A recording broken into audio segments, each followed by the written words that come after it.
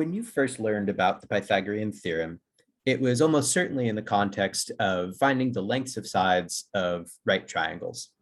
And then we learned earlier this year of an example of another application of that whole distance formula that you may have learned at some point, that was actually just the Pythagorean theorem as well. That this is just saying that side squared plus that side squared, and then you take the square root of that to find the hypotenuse. And so we said, for example, if you want to find the distance between the coordinate points 2, -3 and 14, 4, you could use this distance formula, but you could also do it in a Pythagorean theorem way and say, okay, the distance between 2 and 14, that's 12. The distance between -3 and 4, that's 7. Equals c squared, and then you could do Pythagorean theorem and figure out the length of c. So that's one application of Pythagorean theorem, and now we're going to talk about another one. So I'm going to get rid of these things because we don't need those anymore. And this application has to do with trigonometry. So we know that typically for Pythagorean theorem, you'd label like A, B, doesn't matter which those two are, and then C is the hypotenuse. What we're going to do is we'll put in an angle first. So we'll say this is the angle we're talking about. That's theta. And so relative to that angle, this is the opposite side, this is the adjacent side, and this is the hypotenuse. And I'll also just put up here, just in case we need it as a reminder, SOHCAHTOA. Okay. So if we write the Pythagorean theorem for this triangle using trig letters, basically, instead of A, B, and C, we'd end up with O squared plus A squared equals H squared. Not immediately useful yet, but one thing we could do is we might say, well, if we divided both sides by H squared, that might give us an interesting result because it would give us something that was equal to 1. And it would be interesting to see what is it that's going to be equal to 1 in this case, and is that going to be useful? So let's see what that gives us. O over H, that's sine. So O squared over H squared is sine squared. And then A over H, that's cosine. So A squared over H squared is cosine squared. By the way, just a notation thing. So if we're taking the sine of something and then squaring that result, we don't write sine of theta squared because that makes it look like theta is being squared, the angle itself. We could write this. We're taking the sine and then squaring it, but we just don't write it that way. What we write instead is sine squared of theta. So that means take the sine of theta and then square that result. Okay, so we're figuring out, back to this, we're figuring out what this meant. So this is sine squared, this is cosine squared, and then anything divided by itself is 1. So we've come up with this rule that turns out to be sort of one of the fundamental rules in trig, that for any angle, sine squared plus cosine squared equals 1. This works with literally any angle at all, period. And there are other versions of this rule that you'll look at in pre-calculus if you take that, or other math that you take later on. You can imagine that if we divided by O squared or A squared, we'd get some different results. But this is the one we're going to use right now. And because it comes from the Pythagorean theorem, this rule and the others that I just sort of alluded to are called Pythagorean identities. Pythagorean because it comes from the Pythagorean theorem. Identity, so an identity is something in math that's always true, starting with something like the obvious, 2 = 2 is an identity. But this is an identity. It says that these two things are always equal, they're always exactly the same. And this has some applications. And one way that we're going to apply this is in looking at things called trig identities. So trig, like stuff that deals with trigonometry, and again, identity, things that are always equal. This is not something we need to solve. This is actually being presented to you as, this is a true statement. we're telling you this is an identity. These two things always equal each other.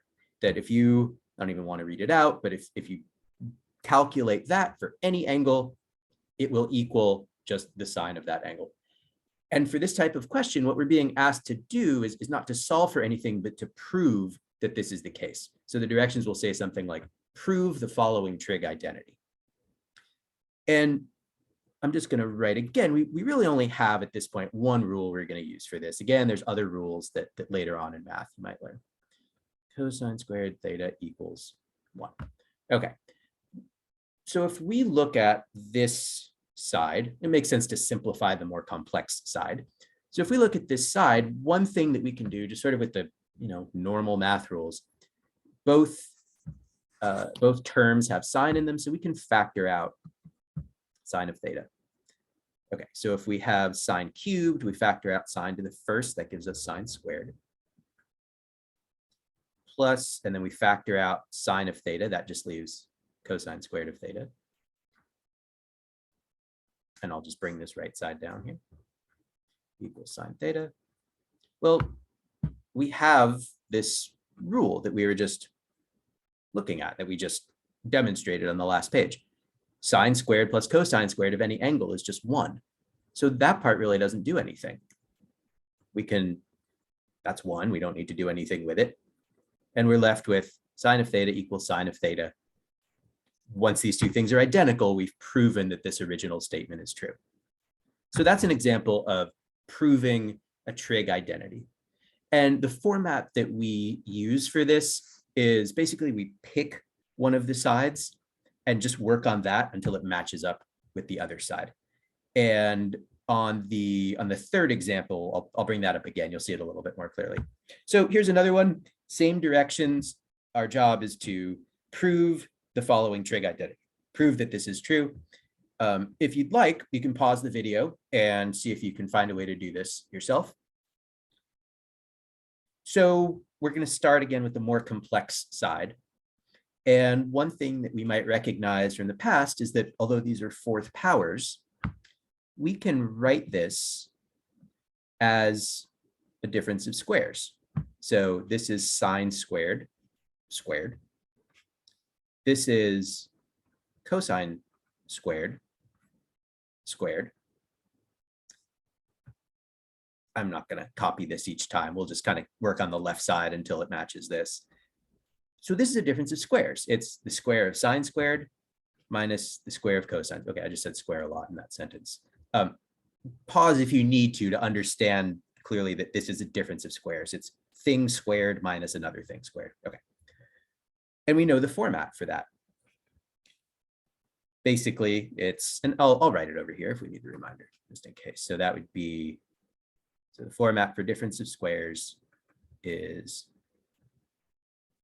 that. Okay, so here's our first thing.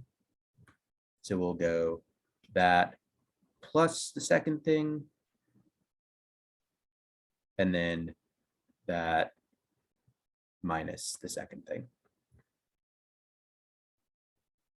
Well, here we are again. Sine squared plus cosine squared for any angle is 1. So that doesn't need to be there. We end up with sine squared theta minus cosine squared theta equals, and then what we had originally on the other side was sine squared theta minus cosine squared theta. When these two things are identical, we're done. We've proven that the original statement was true. So let's do one more of these. And I mentioned earlier that the way that we do these is we pick one side and work on it until it matches the other side. So if this were normal equation solving, you would multiply both sides by sine of theta to get rid of the denominators. When we're proving trig identities, we just, for whatever reason, we just don't do that. We leave one side as it is and work only on the other side. So in this case, I'm only going to work on this side. I'm going to leave this one alone. So these two terms don't have anything in common. Again, if you want to pause and give this one a try, go for it. This one's a little bit tricky. There's nothing we can immediately factor out. This is kind of our clue, just because there's only one rule we're really using at this point. Well, how would we get that by itself? Well, if we were to factor out 1 over cosine, sorry, 1 over sine of theta. So this part would be easier. I'll do this first. So that would just leave cosine squared. This is a little weird, the idea of factoring out 1 over sine. But if I just put in the answer here, perhaps you can see where if we did multiply this back in, we would, like, one of the signs would cancel out. We just end up with sine theta. So it's a little weird to say that we're factoring it out, but we are. And ultimately, if we multiplied it back, it would be equivalent to what we started with. So that makes it valid.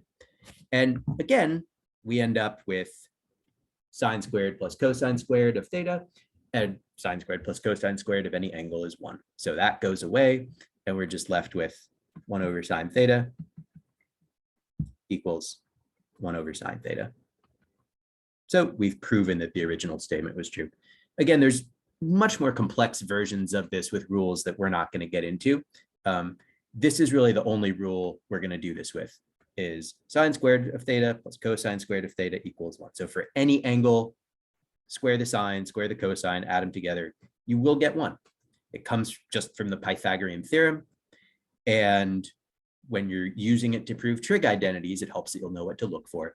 But remember that you're just working on one side, you're leaving the other alone, and you're done when the side you're working on is an identical match for the other side of what you started with.